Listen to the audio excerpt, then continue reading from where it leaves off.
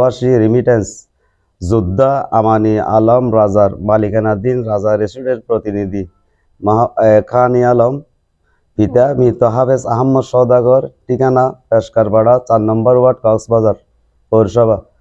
প্রিয় সাংবাদিক ভাইয়েরা, দীর্ঘ 17 বছর পূর্বে এই জায়গার ওয়ারিশ সূত্রে পাওয়া মালিক পক্ষ থেকে সম্পূর্ণ আইনি প্রক্রিয়া মান্য করে 16 শতক জমি ক্রয় করি। এই ক্রয়কৃত জমির 8 শতক জায়গায় ব্যবসার উদ্দেশ্যে তৈরি রাজা রিসোর্টের ভবন এবং বাকি 8 শতক গাড়ি পার্কিং সহ অন্যান্য কাজের জন্য খোলা অবস্থায় রাখা হয়।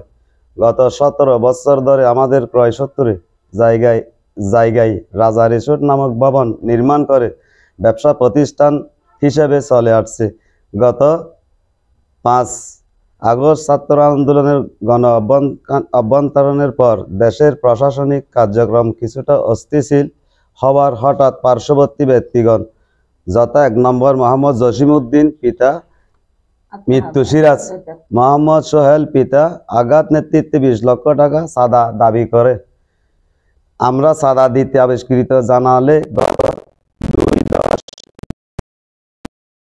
হতে বিভিন্ন সময়ে নানানভাবে হত্যার হুমকি দুমকি দেয় এবং এক পর্যায়ে উপরে উল্লেখিত নামের সন্ত্রাসীদের নেতৃত্বে 50 থেকে 100 জনের অজ্ঞাত সন্ত্রাসীরা আমাদের কটেজের বাউন্ডারি ও কটেজের আসবাবপত্র ভাঙচুর করে অনুমানিক 60 লক্ষ টাকার ক্ষয়ক্ষতি করে যায়। স্থিরচিত্র আমাদের সংগ্রহ আছে। এই ঘটনার কক্সবাজার আদালতের বিজ্ঞ সিনিয়র জুডিশিয়াল ম্যাজিস্ট্রেট ও দ্রুত বিচারিক আদালতে CR 101/28 মামলা দায় করলে বিজ্ঞ আদালত মামলাটি আমলে নিয়ে police super tourist police Cox's Bazar তদন্ত প্রতিবেদন জন্য নির্দেশ প্রদান করেন। কক্সবাজার ট্যুরিস্ট পুলিশের উপপরিদর্শক প্রদীপ চক্রবর্তী 21/11/28 ঘটনার সত্যতা প্রমাণ পেয়ে আদালতে তদন্ত প্রতিবেদন রিপোর্ট প্রদান করে। আদালতে আদেশ পাওয়ার পর আমাদের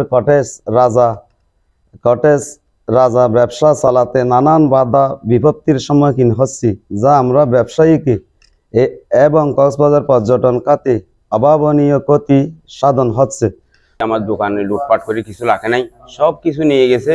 আমার একটা মালামালও রাখে নাই। আর আমার দোকানের যেগুলা ছিল মালামাল ছিল, তারপরে আমার দোকানের এই যে আসবাবপত্র ছিল, তারপরে ফ্রিজ ছিল, ওগুলো সব নিয়ে গেছে। এরপর আমার প্রায় দোকানে প্রায় টাকা ছিল, অনেক টাকা ছিল, ওই টাকাগুলো নিয়ে গেছে। আর দোকানটা ভেঙে করে কিছু রাখে নাই, প্রায় 6-7 লাখ টাকার মতো আমার ক্ষয়ক্ষতি করছে।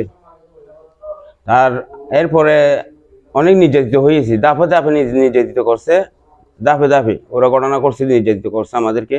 এই দোষীম অনেক জায়গায় এরকম মানে ডাকাতি, এরকম মানে বাংসুরে এরকম লুটপাট করছে, অনেক জায়গাতে করছে। ওনারা অনেক দুর্নাম আছে আগে।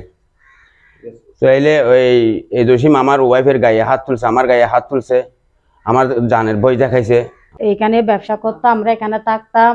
হঠাৎ করে একদিন কয়েকটা লোক এসে এখানে কাজ চলতেছে, ফিলিয়ারের কাজগুলা লাথি মেরে ফেলে দিছে। এরপরে আমার স্বামীর দোকানটা লুটপাট করে কিছু টাকা ছিল দোকানে বেচা কিনার, ওগুলা সদ্য নিয়ে গেছে। এগুলা বলার সত্ত্বেও আমাদেরকে টাকা দিছে, আমার স্বামীকে মামলা দিবে বলে হুমকি দিছে।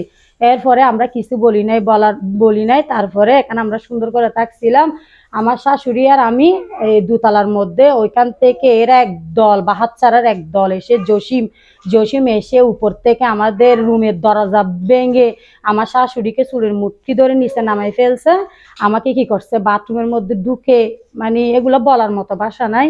আমার মেয়েকে এখানে আমাকে করার সময় আমার মেয়ের এখানে হাত লেগে গুস্ত চলে গেছে। ওরা আমাদেরকে অনেক নির্যাতন করছে, খাওয়ার সুযোগ দেয় নাই, আমাদের মোটর কেটে দিছে পানি না পাওয়ার জন্য, আমাদেরকে অনেক নির্যাতন করছে। আর 2 তালাক তুন খানি আনি এর বাইর করি এরা আরে সুইসাইডেরি আর ওইরা এখনো ফুল হয়, এখনো সুচিকে হালা আর ওইরা এখন আড়ি না হারি আয় বেশি অত্যাচার করি ফেলাইয়ে।